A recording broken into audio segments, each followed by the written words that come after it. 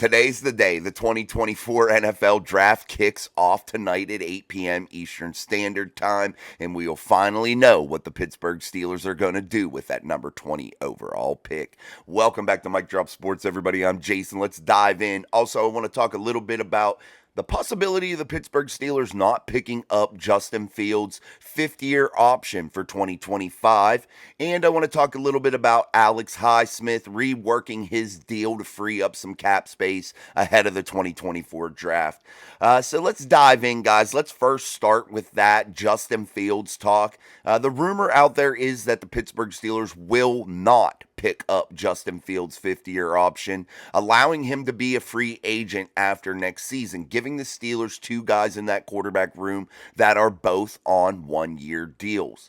Now, you look at this and you say to yourself, man, what a disaster this could end up being, but I think it could be the opposite. I think the Steelers could rework something with Justin Fields pre-May 2 that gets him in the building for a couple years at a reasonable rate. We'll see how that all unfolds, but the Pittsburgh Steelers not picking up Justin Fields' fifth-year option isn't devastating considering they didn't give up a ton for Justin Fields. And if you allow 2024 to play out with Russell Wilson and Justin Fields both and see how this all goes, you could kind of figure out who you want to pay in the following season and kind of lock them down and kind of know who you're going to roll with and not have any type of quarterback controversy inside of that building. That's just, a couple options that they have. And if you're the Pittsburgh Steelers, you want to be able to have some flexibility there. And yes, I know they're both on one-year deals, but you're not overly committing to anybody that you aren't 1,000% sure of that is going to be your guy going into the future. You got to allow this thing to play out if you're the Steelers and be willing to pay the price at the end of it when the dust settles and the smoke clears. That's really the mind state that the Steelers have to have right now. And if you're Omar Khan and you're the Pittsburgh Steelers, you want to ensure that you know and that you are comfortable with that quarterback room and not tie yourself down for the long term if you're not absolutely 100% sure. And I think that's the path the Pittsburgh Steelers are willing to take right now. Let's also talk a little bit about Alex Highsmiths.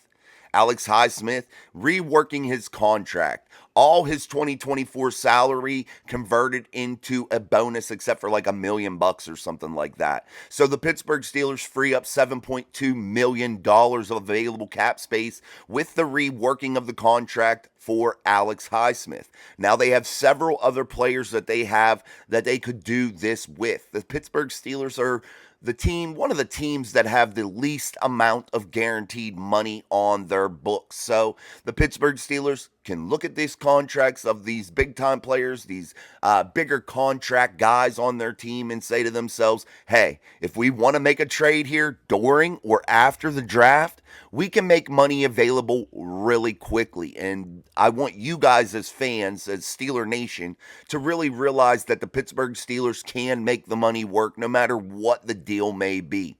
No, I don't want to see them go out there and pay $30 million a year re-signing a guy like Brandon Ayuk. I don't want to see that. I'd rather see some fresh legs come in here out of the draft with a couple wide receivers. But if you can make something work for a year or two that is at a reasonable price and benefits your football team, go ahead and do it. But the Steelers can make the money happen. They have the contracts on the books that they are able to rework, and you see this with the Alex Highsmiths reworking yesterday, giving the Steelers even more money. They went in yesterday with about, $13 million or something like that before the Alex Highsmiths restructure, and now that gets them to almost $20 million per se. And now you look at the Steelers and you say to yourself, well, you're going to have to sign the draft class. You're going to have a little bubble here. So it still gives you a little bit of money to work with. Say if you did make an Ayuk trade for one season and the 49ers picked up half his salary, you can come up with that $7 million, i.e. what you just saw with Alex Highsmiths, $7 million. You could come up with that if the 49ers pick up the tab for half of Ayuk's salary in 2024. And now you're arming Russell Wilson with two quality weapons in George Pickens and Brandon Ayuk. Yes, albeit all on one-year deals type type of thing. Even George Pickens, because he's going to be a free agent, they're going to have to rework his deal and figure out how to extend him somehow. And he's going to demand some big money. But if you're the Steelers, you're kind of all in here, all in for one season and kind of see how all these players play out before you overly commit to them. And I can't say that I think that that is the wrong move. I don't think it is. I think if you're Omar Khan, like we talked about with Justin Fields, I think it could be a smart decision to make. And then really you can be comfortable doing some of those deals and you're not overcommitting or reaching for anybody. You're just comfortable, and that makes sense to me. And I definitely could see the Pittsburgh Steelers doing something like that after the draft with a guy like Brandon Ayuk, only if the 49ers pick up a large portion of Ayuk's salary for 2024, because the Steelers are going to have to extend a high value draft pick for 2025 in order to secure him. So they're going to want some compensation in return for taking that contract off of the books for the 49ers. So that's just how that will all work. Now, guys, here we are. It's draft night.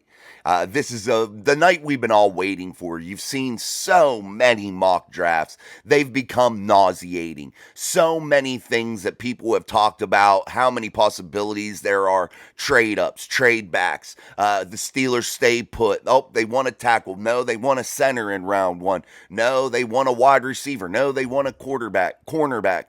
There are so many things that we have heard, but you are now going to truly see exactly what happens. And as I've told you before, Omar Khan gives himself options, and I am really thinking that the Pittsburgh Steelers make a trade here in round one. I really find it odd if they pick at 20, because I think they can see the value doing either a trade up or a trade back. I think that Omar sees value in that, making a move. And I think there are some desperate teams behind the Pittsburgh Steelers in the draft order that are willing to give some high value draft picks away in order to get up to where the Steelers are at 20, to secure the guy that they've been looking at all off season, the guy that they really covet.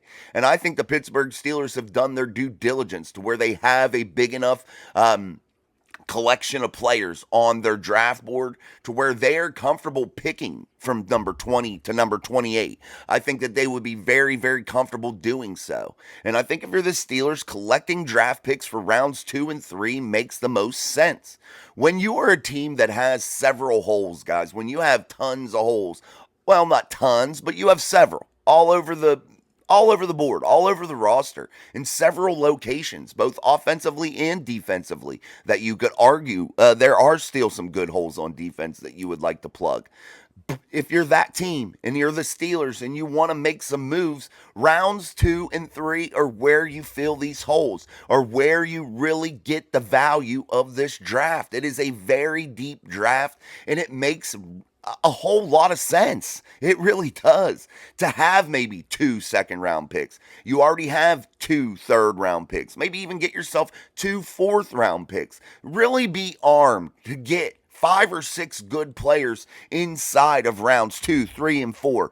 That block of area right there, that section of the draft, I think that the Steelers could really make some significant improvements for this 2024 team and find some players that could actually contribute early and often. And if you're looking for that, that's where you find it, right there. And I think the Pittsburgh Steelers truly know that. And I think that that's why they haven't been overhyped here heading into the draft. That's why they haven't been all crazy making moves that don't make sense, backing themselves into corners, because Omar Khan really realizes, and Andy Weidel probably has advised him, that this draft has some significant value in the places that some may not think. That, all their eyes are set on round 1 talent, but that's not the case. I think that they really need to ensure that they have several picks here inside of these early to mid rounds, because you will definitely make some big strides ahead of the 2024 season.